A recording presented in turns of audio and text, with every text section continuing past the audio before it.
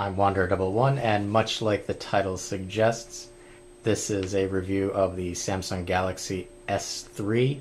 This particular phone is the AT&T variant, so there's some differences from some of the other reviews that are out there. Also, I would like to preface saying that this is my first smartphone that I've ever had.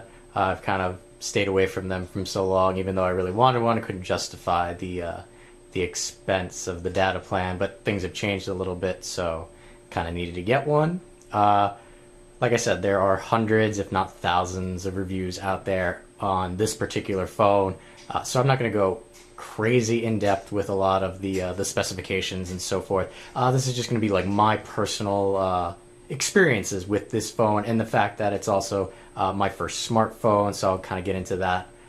Also adding to that would be the fact that I have waited for this, well, not this particular phone, I was waiting for the Google Nexus 4 to come out.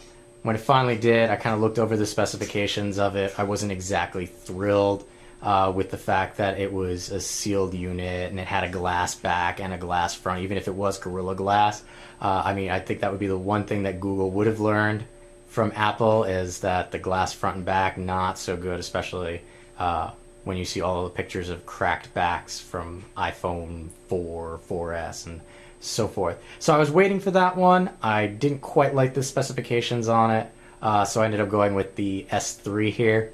Part of me felt a little weird because of the marketing that Samsung's been doing recently. Kind of felt like they were doing, Apple are the sheep, so be the anti-sheep and do the S3.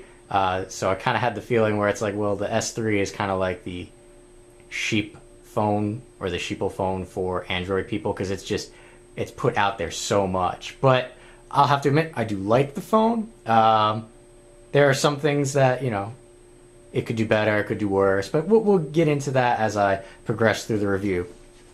To start off, I'll do the general specifications, size and so forth, like I normally do with my reviews. So we're talking about 5.38 inches in height here, 2.78 inches in width, and it has a depth of 0.34 inches. It also has a weight of 4.73 ounces. So what we're going to do is we're going to take a walk around the phone here. I'll come back to this screen, or the front last. So to start, there are 3 physical buttons on this particular phone. The first one on the right here is the power button, and then we'll swing over to the other side. You have the volume rocker up and down, and then back to the front. The last physical is the home button here. Flip it over to the back. On the back of the phone, you can see an LED flash, 8 megapixel back camera, and the speaker. The speaker is acceptable. It can get kind of tinny if you put the volume up too high. Actually, that's not really in focus there. It can get a little tinny if it's placed too high, but for the most part, if you're just, not in a crowded, extremely loud environment, this will do you pretty good. While I'm also back here, I will take apart the back panel, which is kind of flopped out on me. Place that down. This is the polycarbonate backing that comes with the S3. It comes in a variety of colors, especially with the particular AT&T variant here. You have the pebble blue, a white, and a red phone, I believe. Again, it's a polycarbonate, but it's just a plastic.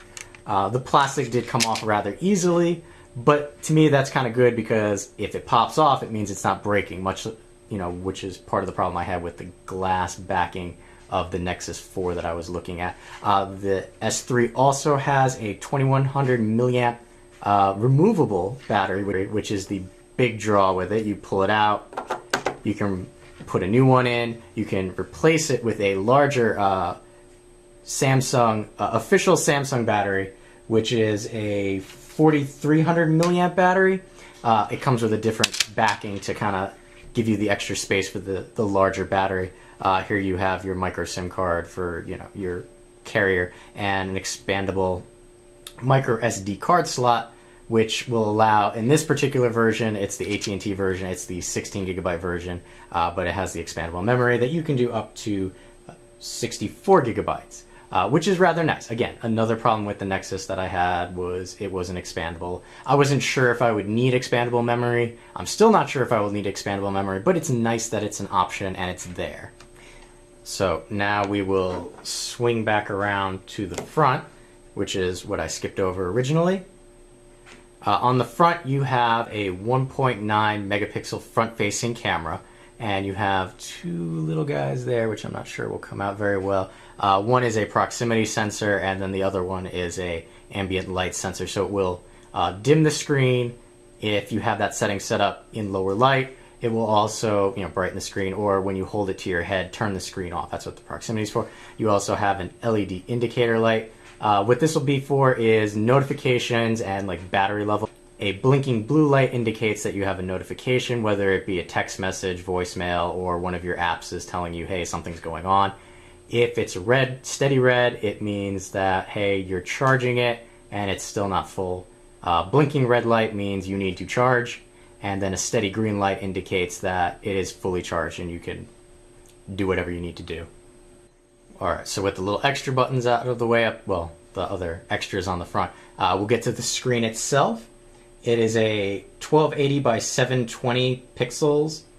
It's 4.8 inches, which makes it a really, really big screen, which is kind of the way that a lot of the Android phones are going right now, is they're going above 4.5, they're getting closer and closer to 5 inches in size, which is another reason why I kind of took the jump into the S3 here.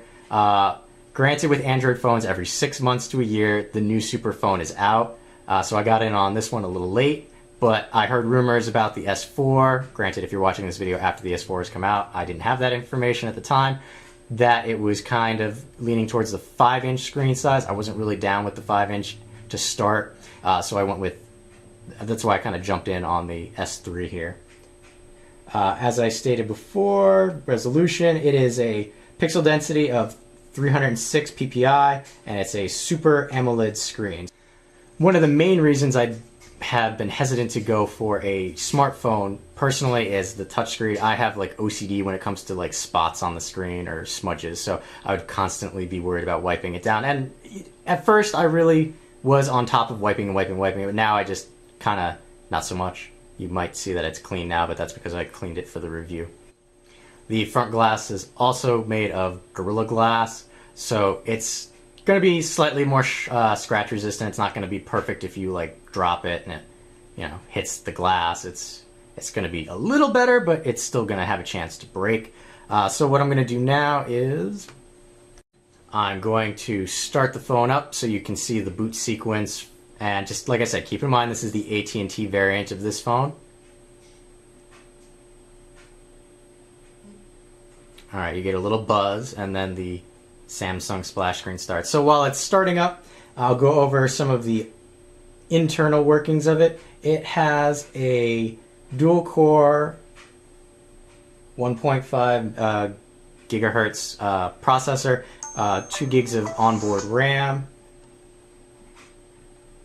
And like I said, this particular one is the 16 gigabyte model, only because it's the AT&T version and that's what they do. It also has Bluetooth 4.0. It's Wi-Fi compatible with It's Wi-Fi compatible with ABG and N of the 2.4 gigahertz range, as well as wireless N of the 5 gigahertz range. I have not had a chance to test the 5 gigahertz range because nobody I know around me has a 5 gigahertz Wi-Fi band yet. I haven't gotten one myself, so that's why I haven't tested that yet. Speaking of size comparison, before I go into the nit and gritty of the phone here, size comparison. This is the iPhone 4 on loan for me from a friend. Actually, he upgraded to the 5, so it's not really on loan. I have to worry about giving it back to him. But for the purposes of this review, just so you can see the size, Samsung S3, iPhone 4, front, side view, and like I said before, the back of the 4 is glass. Not exactly something I would like, but it's there. So we'll just get rid of this for the time being and go to the phone itself. If you click on the home button, it brings up the home screen. In this case, I'm on Wi-Fi right now. I did forget to mention that there are two capacitive buttons. This is your settings button and your back button. This is pretty much the stock screen, minus the fact that I changed the background. So you can have time, quick swipes to your most used things. And that's going to keep going on and off, so that's going to be a little annoying. But, so you have your telephone, text messages, S Note, and the camera. As you can hear and see, it has this water-based unlock thing. You can kind of swipe however you want, and it'll open it up. Also, if you were going to try and grab a icon, if you wanted to get right into your phone, your text messages, or the camera, what you do is you click and hold and swipe up, and that brings you right in. And I'm glad that I did this where it went right into the phone and not my contacts, because that would have been bad. So once you get into your smartphone after you do the swipe to unlock, here's the general layout. I only changed a few of the positions of some of these things. You know, you've got your weather widgets and your ability to get into your phone. So just an idea of the swiping. I've cleaned some of this up, but again, what I want to say is because this is an AT&T phone, it comes with bloatware. And I've tried to get rid of the bloatware, but in order to do that, you need to root the phone. I don't feel like rooting the phone because then it voids all sorts of warranties. I will eventually root this phone when I get a replacement phone for it, but right now, not so much. So I have to deal with the fact that it comes with this AT&T bloatware, which it thinks or is told is part of the operating system. This particular phone ships with Android, it ships with ice cream sandwich, which I will get into here. Scroll all the way down to the bottom. As you can see though, this particular phone has Android 4.1.1, which is Jelly Bean. And if you don't know what the 4. Whatevers are, if you just spam tapping on that, it will bring up a little indicator telling you which one you're using. Now, the phone does allow you to do over-the-air updates. So if you check for updates, you can do it using Wi-Fi or cellular, depending on what you're on. I could not get this to update to Jelly Bean from ICS using over-the-air updates, so I had to use a Samsung standalone product to do it. I'm not going to try and pronounce the program. I'll just put it in the notes. You can click on it. It'll give you a description of how to upgrade your phone yourself. Keeping in mind that it is a phone, I must say that call quality, both on the receiving end and the outgoing end, are quite nice. I haven't noticed any issues hearing people when they call. Likewise, I've been on the other end of this phone and it sounds perfectly fine. Like I said before, speaker can be a little tinny if you up it too high. With that said, it is a cellular device, so you will need to have a network connection. Samsung S3 here has both 4G and 4G LTE. They're two different spectrums. 4G is more like HSPA plus speeds, and 4G LTE is a different band of spectrum. Some people don't understand that 4G LTE is not 4G Lite, it's just a different spectrum. The problem with the 4G LTE is it's not in every market. It's supposed to be in my market, but right now it's not.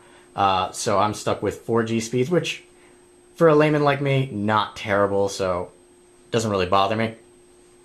What I should also say with this version of Android Jelly Bean here, this is the TouchWiz interface. This is not stock Android. Come on. There we go. So this is all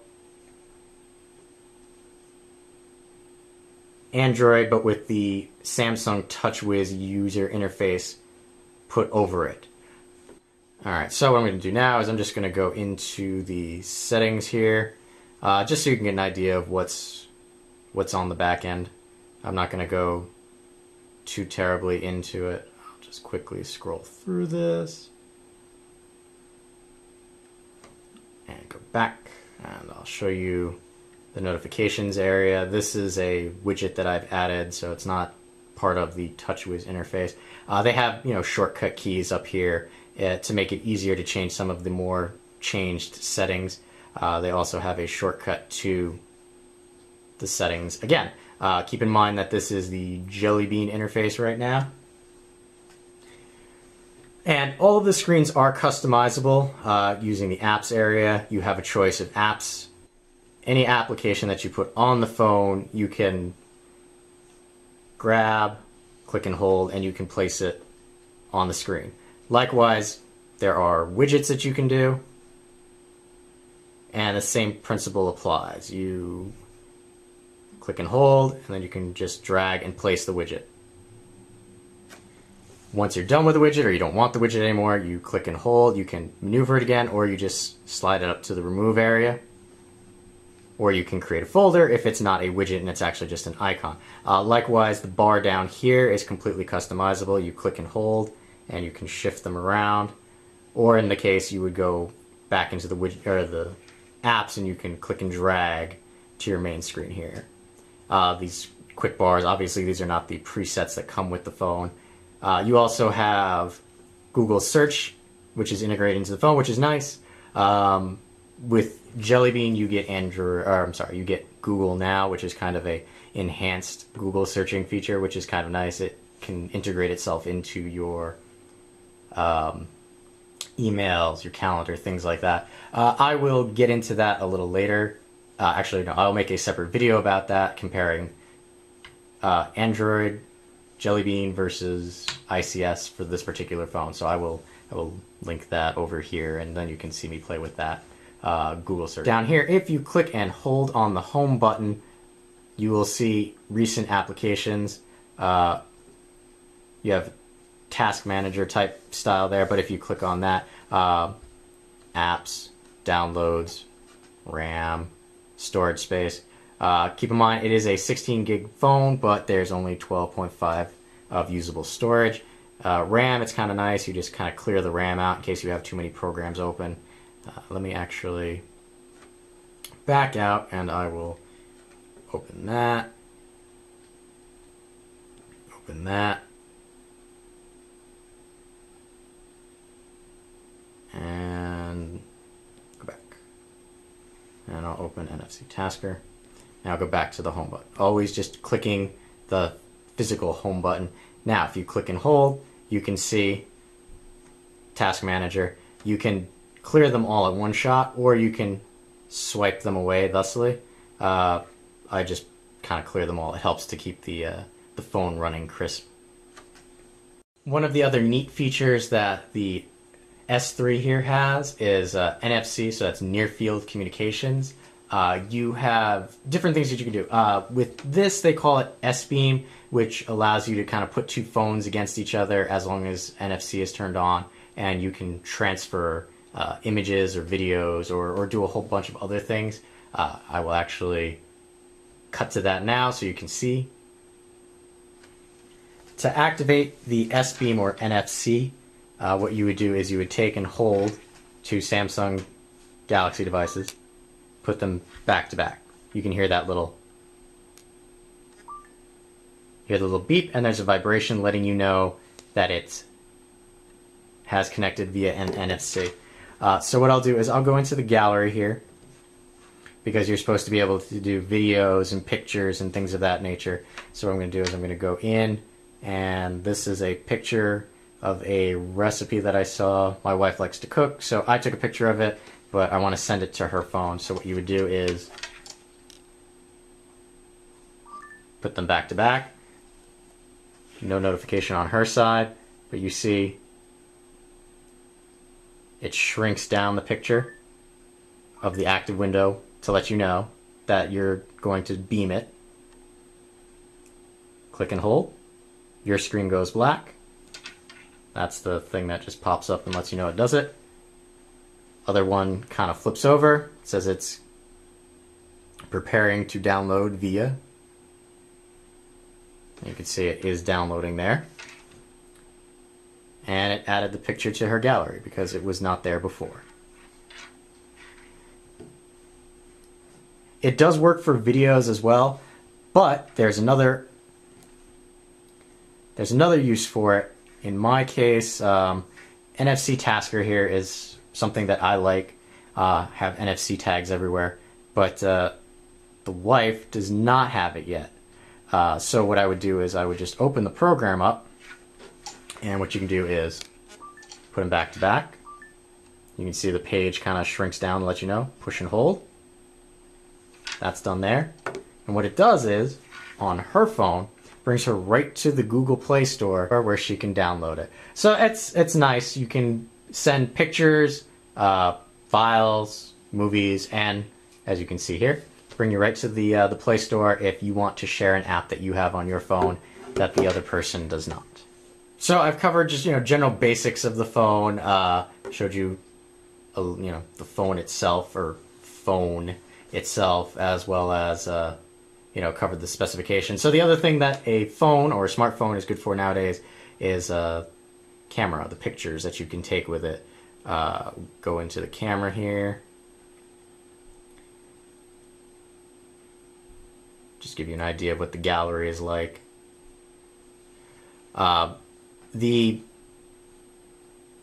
We'll start that up and pause it, because this actually was taken in landscape mode. These are for test videos that I have of both the front and rear facing camera, which seems like a good place to put the link there to the video when I upload it. So there's specific formats which I'll link to in the show notes. Samsung has a interesting extra that you can do, which is you can pop the player out and watch it while you're doing other things, and you can scooch it around wherever you want, so you could be still doing other things while still watching the video or what have you. Just click on it to stop it, click the X, it goes away. So what I'll do now is I'll go into the camera itself, kind of show you the options that you have. It does operate in both landscape and portrait mode. So you have camera and video function, which you just swipe down, which it's coming, there we go. Now it's in video mode, swipe back up to camera mode. There also is the switch between front and rear facing. So there you can see my aging Canon S3. We'll flip it back around to the front. Again, it has the LED, which works as a flash. And just a couple of the options that you can see. It does not have the panorama thing that the Nexus 4 had, but I figured that was kind of gimmicky and wouldn't last that long for keeping me interested anyway. And, because everybody loves filters, there are filters and settings. The most interesting, I would say, is probably the burst mode. Oop, go back. Burst mode. So what burst mode does is it allows you to click and it takes 8 pictures.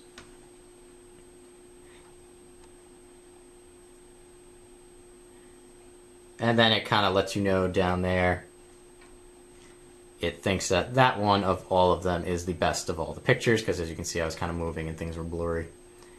So we'll cancel out and go back. Which brings us back to the home screen. And back to the fact that I skipped 2 important things. Top of the phone, I can't believe I didn't do this.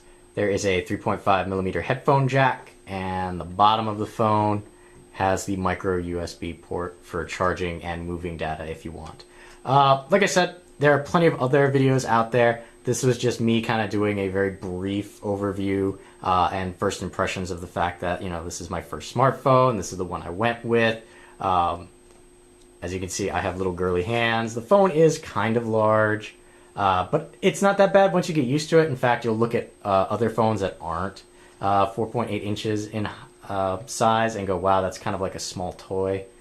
Also, I kind of get a lot of reaction for people that I work with that have the iPhone. And I hate to say it, it's just like the Samsung commercials where it's like, they go, the screen on your phone is the size of my entire phone. And, it's different. I like it. If you want me to cover something in particular, I'll be happy to go more in depth into something. Just leave me a comment down below. Again, this has been Wanderer 001 with just, a general first impression type of review of the Samsung Galaxy S3 AT&T variant. Keep that in mind.